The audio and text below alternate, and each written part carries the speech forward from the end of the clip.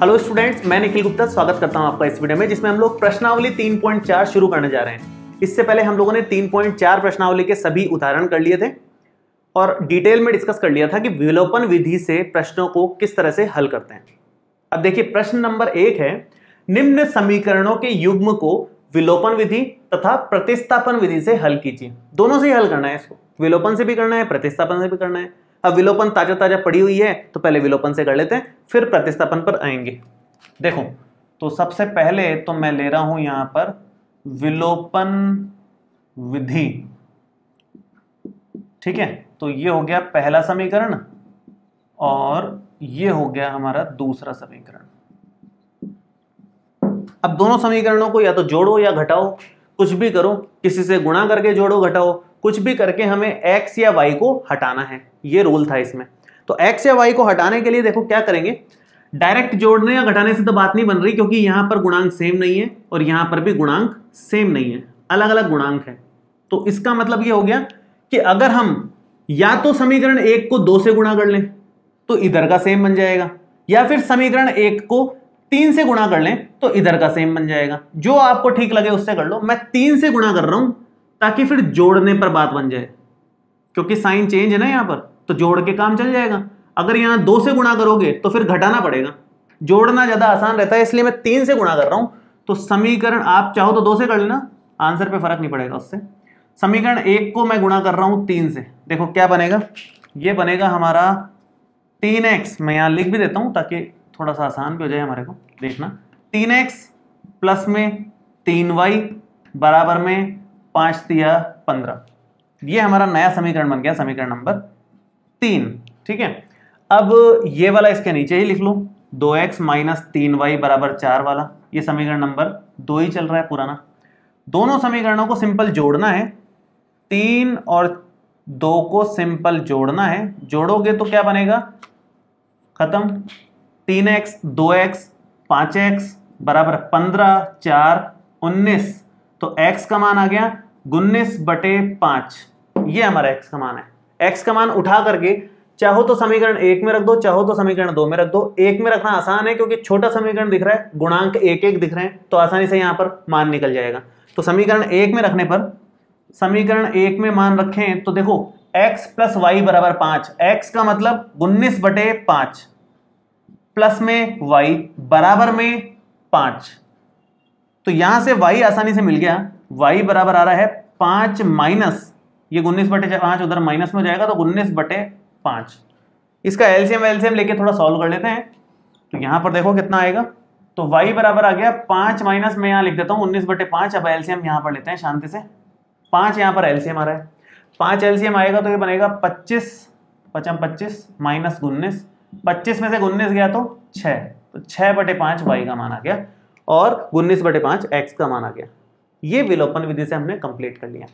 अब बात यह है कि प्रतिस्थापन विधि से करेंगे तो सेम आंसर आएगा क्या? हाँ, सेम आंसर आएगा, बस करने का तरीका अलग है, आंसर सेम आएगा। इससे आपका चेक भी हो जाएगा कि आपने जो निकाला है वो एकदम सही निकाला है। देखिए, स्टार्ट करते हैं सेकंड प्रतिस्थापन विधि। मैं यहां लिख देता हूं कि हम बी पार्ट शुरू कर रहे हैं, प्रतिस्थापन विधि। प्रतिस्थापन विधि में क्या करते हैं हम लोग? प्रतिस्थापन विधि में किसी एक समीकरण से, पहले मैं एक बार समीकरण फिर से लिख दूं, यहां x प्लस वाई बराबर है 5, समीकरण नंबर 1 ले लेते हैं, और 2x माइनस 3y बराबर है 4, समीकरण नंबर 2 ले लेते हैं। किसी एक समीकरण से x या y का मान निकाल करके दूसरे समीकरण में रखते थे हम लोग। ये हमने सीखा था।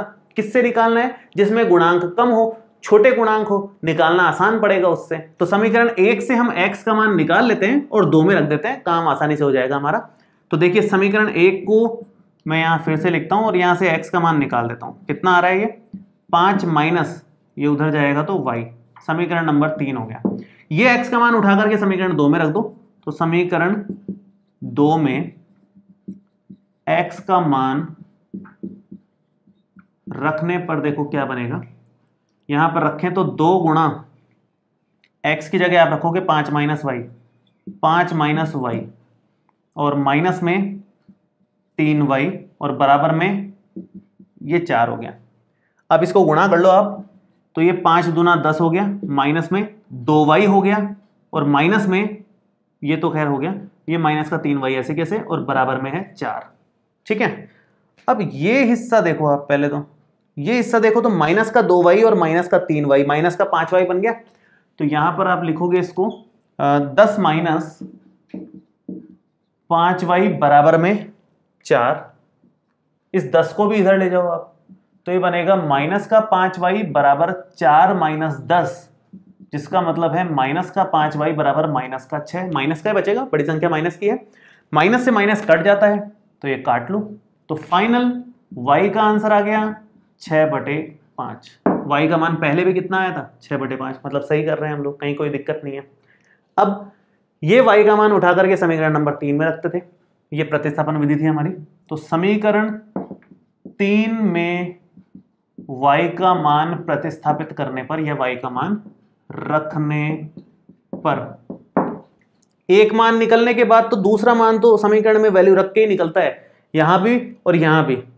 पहला मान निकालने का ही फर्क है बस, पहला मान यहां पर किसी और तरीके से निकाला है, यहां पर पहला मान निकालने का तरीका कुछ और है। दूसरा मान निकालना तो सेम है, समीकरण में मान रखते हैं, यहां भी सेम, तो समीकरण में मान रख रहे हैं, इसमें रखेंगे इस बार।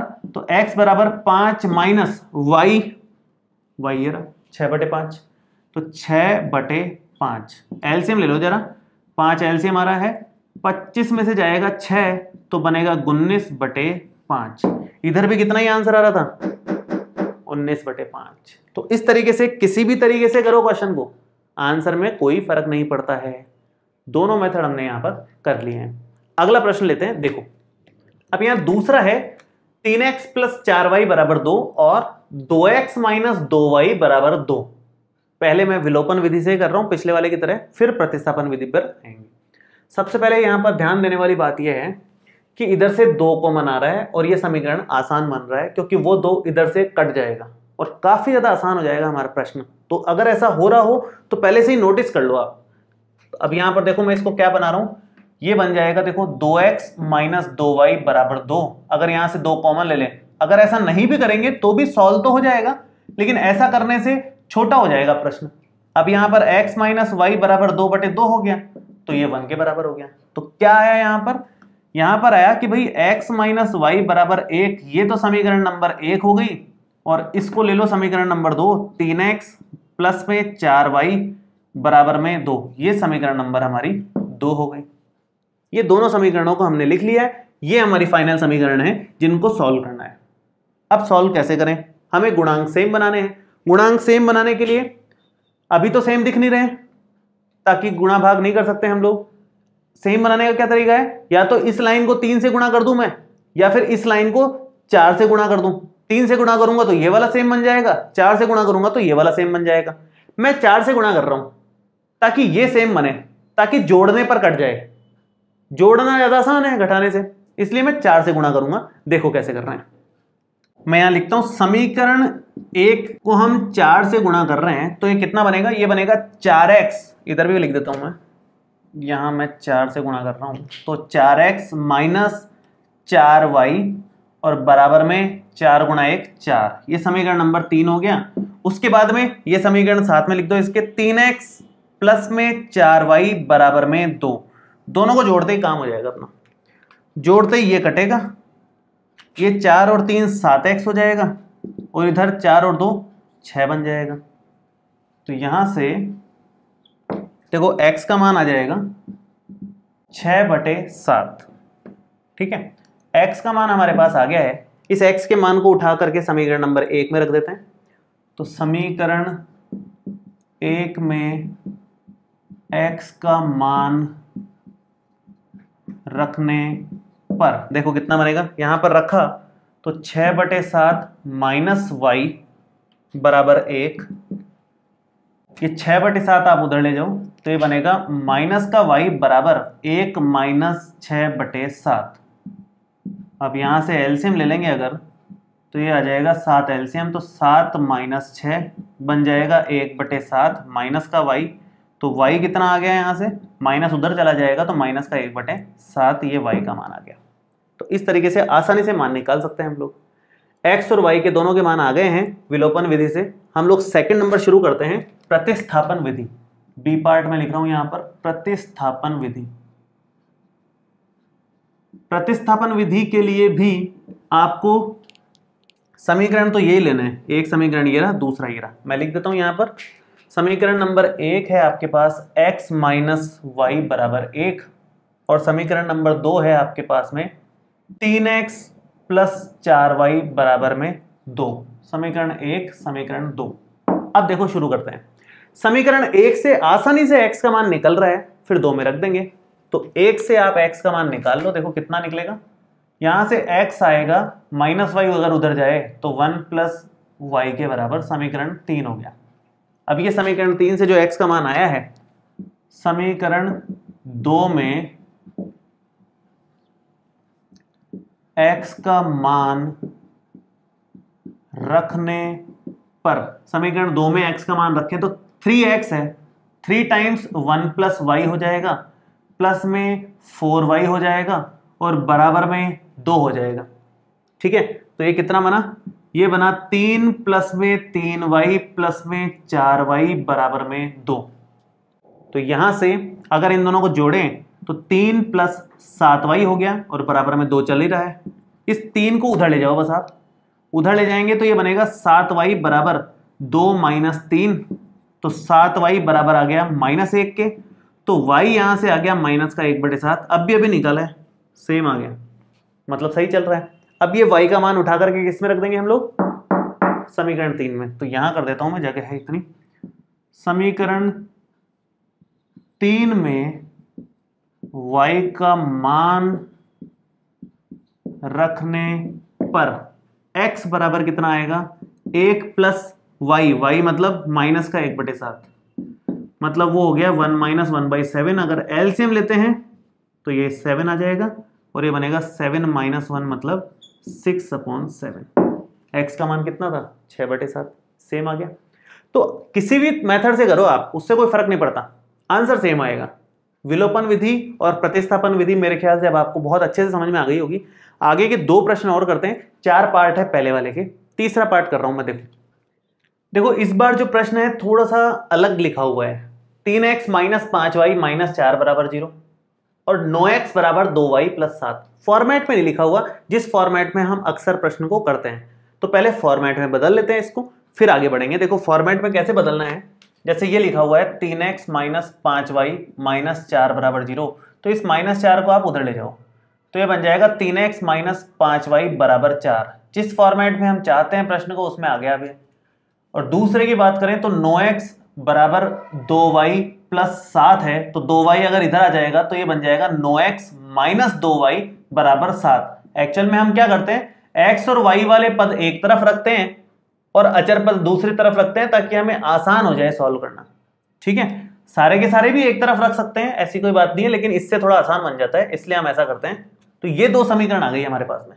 मैं एक बार ऐसे लिख देता हूं जिससे आपको और कंफर्टेबल हो जाए। 3x माइनस 5y बराबर 4, और एक ये है 9x माइनस 2y बराबर 7। ये समीकरण नंबर 1 हो गई, और ये समीकरण नंबर हमारी 2 हो गई।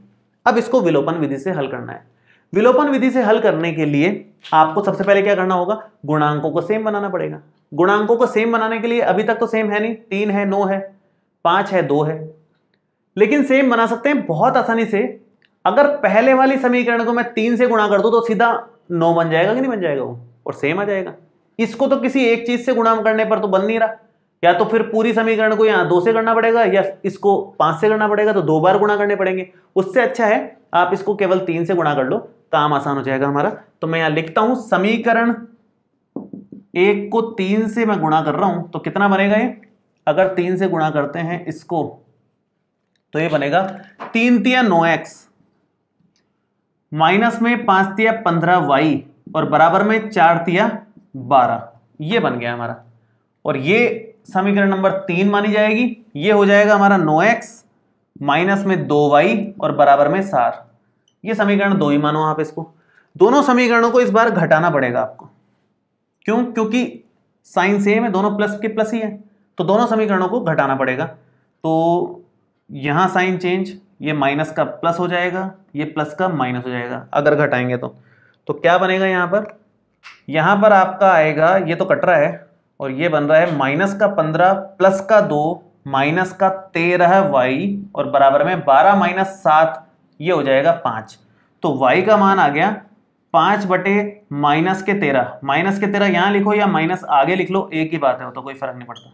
ये y का मान आ गया। लेकिन ठीक है, y आसानी से आ गया है। y का मान उठा करके या तो इसमें रख दो या इसमें रख दो, जो आपको ठीक लगे उसमें रख दो। मैं इसमें रख देता हूँ, इसमें गुणांक थोड़े छोटे लग रहे हैं मुझे, तो मैं इसमें रख रहा हूँ। तो समीकरण एक में y का मान रखने पर, y का मान रखो भाई जरा, 3x माइनस 5y। 5y मतलब 5 से गुणा करेंगे इस माइनस के 5 बटे 13 को। एक बार लिख देता हूं पहले मैं, ये y हो गया और बराबर में कितना दे रखा है, 4 के बराबर। ये माइनस माइनस पहले तो प्लस कर लो, थोड़ा सिस्टमेटिकली लिख लें इसको अपन।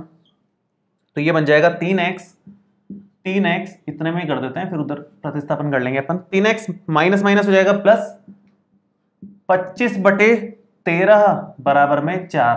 तो 3x का मान आ गया 4 माइनस 25 बटे 13। इसको उधर माइनस में लेकर हम लोग एलसीएम ले लो। एलसीएम लोगे तो ये 13 चौकू 52 माइनस 25, 52 में से 25 जाएगा तो 27 बचता है, और इधर 3x चल रहा है अभी भी, तो x कितना आ जाएगा, 27 बटे 13 तो है ही, ये 3 भी भाग में आ जाएगा, 3 से ये कट रहा है, 3 नाम 27, तो x का मान कितना आ गया, 9 बटे 13। x आ गया, y आ गया। अब इसको करते हैं हम प्रतिस्थापन विधि से और चेक करते हैं कि सही आंसर आ रहा है कि नहीं आ रहा, या सेम आंसर आ रहा है कि नहीं आ रहा। प्रतिस्थापन विधि से करने के लिए भी आप समीकरण 1 और समीकरण 2 तो यही लो, सीधे हमने निकाले हुए हैं। तो यहां पर लिख देता हूं मैं 3x माइनस 5y बराबर 4। यहां से मैं सीधा x का मान निकाल रहा हूं और दूसरे समीकरण में रख दूंगा, वापस नहीं लिख रहा हूं, जगह थोड़ी कम है वरना कम पड़ जाएगी जगह यहां पर। तो यहां से सीधा आप x का मान निकाल लो। यहां से x का मान निकालने के लिए इस 5y को उधर ले जाना पड़ेगा, तो ये 4 प्लस में 5y हो जाएगा। अब x का मान आसानी से निकल जाएगा, 3 का भाग जाएगा इधर, तो 4 प्लस में 5y और बटे में 3, ये हमारा हो गया समीकरण नंबर 3। ठीक है, समीकरण 3 से मान उठा करके किसमें रखना है, अच्छा 3 तक तो यही ले लिया, तो इसी से आगे कंटिन्यू में चला लो। ऐसा करो, इसको समीकरण नंबर 4 लिख दो। अभी ये समीकरण नंबर 4 हो गया। तो समीकरण 4 से मान किसमें रखना है, 2 में। यही तो 2 मेन समीकरण है हमारे। तो इससे हमने x का मान निकाला, इसमें रख रहे हैं, तो ये आ जाएगा समीकरण 2 में x का मान रखने पर यहां आ जाएगा 9x, तो 9 गुणा x का मतलब हो गया 4 प्लस 5y बटे में 3 माइनस में 2y बराबर में 7। ठीक है, 3 से ये काटो, 3 बार कट रहा है, कितना बनेगा ये, 4 तिया 12 प्लस 5 तिया 15 y और माइनस में 2y बराबर में 7। कितना आएगा, 12 तो ये ऐसे कैसे, 15y में से 2y जाएंगे तो 13y बच जाएंगे, तो ये 13y बच गए, बराबर में 7 चल रहा है, तो 13y बराबर 7 माइनस 12, इस 12 को उधर माइनस में ले गए हम लोग, तो 13y बराबर आ गया माइनस का 5 और y आ गया माइनस के 5 बटे 13। इधर भी कितना ही आया था, माइनस 5 बटे 13, मतलब सही चल रहा है। अब ये y का मान उठा करके हम रखेंगे किसमें, समीकरण नंबर 4 में। तो आप लिखो, यहां लिख देता हूं, जगह थोड़ी कम रहेगी। समीकरण 4 में का मान रखने पर कितना बनेगा, देखो x बराबर आएगा 4 प्लस 5y, 5 से गुणा हो गए, तो 5 और माइनस के 5 बटे 13 और बटे में 3 चल रहा है, तो ये देखो 4 प्लस माइनस तो माइनस हो गया, 5 25 हो गया, नीचे 13 चल रहा है और भाग में ये 3 है। 3 है तो 3 बटे 1 ही लिखेंगे उसको, तो बाद में अपन, हालांकि पहले एलसीएम ले लो फिर करते हैं आगे उसका काम। तो ये 13 चौका 52 हो गया, माइनस में 25 चल रहा है, बटे में 13 है, और इसके भाग में ये 3 बटे 1 ही लिखो इसको आप। तो ये देखो कितना बनेगा, इधर थोड़ी जगह है तो मैं इधर से कर लेता हूँ। ये बनेगा अपना घटेगा तो 27 बटे 13, और ये 3 बटे 1 ऊपर जा करके 1 बटे 3 हो जाएगा उल्टा। 3 से आप 27 को काट लो 9 बार, तो आंसर कितना आ गया, 9 बटे 13 फाइनल आंसर है एक्स का, ये रहा 9/13 एक्स का और वाई का -5/13। तो किसी भी मेथड से करो कोई फर्क पड़ेगा नहीं, आंसर सेम आने वाला है। लास्ट पार्ट है, चौथा पार्ट, देखिए शुरू करते हैं। आखिरी प्रश्न में उन्होंने एलसीएम वाला सिस्टम कर दिया है, डिवाइड में दे रखा है, तो हम डायरेक्ट इसको सॉल्व कर नहीं पाएंगे, तो कुछ नया करने की कोशिश की है हम लोग, लेकिन इसका एलसीएम लेकर के इसको नॉर्मल समीकरण में बदल करके फिर विलोपन से कर लेंगे और फिर प्रतिस्थापन से कर लेंगे। तो एक दो स्टेप एक्स्ट्रा है बस, एलसीएम लेने वाले, बाकी काम सेम है। तो शुरू करते हैं। सबसे पहले x/2 प्लस में 2y + 3 इक्वल में -1, और इधर भी लिख देता हूं मैं x - y/3 = 3 है। इधर एलसीएम लो। सबसे पहले तो एलसीएम आएगा 3 दूना 6 और ये बन जाएगा 3x 2 दूना 4y और बराबर में -1। तो क्या समीकरण बनी? 3x प्लस में 4y बराबर में -6। समीकरण 1 तो ये आ गई। दूसरी समीकरण यहां से आ जाएगी। एलसीएम लो जरा, एलसीएम लोगे 3 आएगा एलसीएम, ये बनेगा 3x माइनस में y बराबर में 3, तो ये आ गया 3x माइनस में y बराबर में 3 × 3 = 9। ये दूसरी समीकरण आ गई। दो समीकरण हमारे सामने है, तो इतनी कॉम्प्लिकेटेड से दिखने वाली समीकरण आसानी से कन्वर्ट हो गई नॉर्मल में। अब इसको आराम से विलोपन से सॉल्व कर लेंगे हम लोग। सबसे पहले विलोपन से सॉल्व कर रहे हैं, तो 3x प्लस में 4y बराबर -6, समीकरण नंबर 1 तो इसको लिखा, और ऐसे ही 3x माइनस y बराबर 9, समीकरण नंबर 2 इसको लिखा। यहां पर कुछ एक्स्ट्रा गुणा भाग करने की जरूरत नहीं है, मतलब किसी भी समीकरण को कुछ गुणा करने की जरूरत नहीं है। क्यों? क्योंकि 3x सेम दिख गया तो माइनस करते ही काम हो जाएगा। माइनस इसलिए करना है क्योंकि साइन सेम है, इधर भी प्लस है इधर भी प्लस है, तो माइनस करने पर ही कटेगा। अगर एक प्लस और एक माइनस होता तो फिर जोड़ लेते। तो फिलहाल तो माइनस कर लो दोनों समीकरणों को। माइनस करोगे तो यहां लिख देता हूं मैं, 1 में से 2 को माइनस कर रहे हैं। माइनस करने के बाद कितना बचेगा? पहले तो साइन चेंज होते हैं, ये प्लस का साइन है तो माइनस हो गया, माइनस है तो प्लस हो गया, प्लस है तो माइनस हो गया, ये कट गया। बचेगा क्या?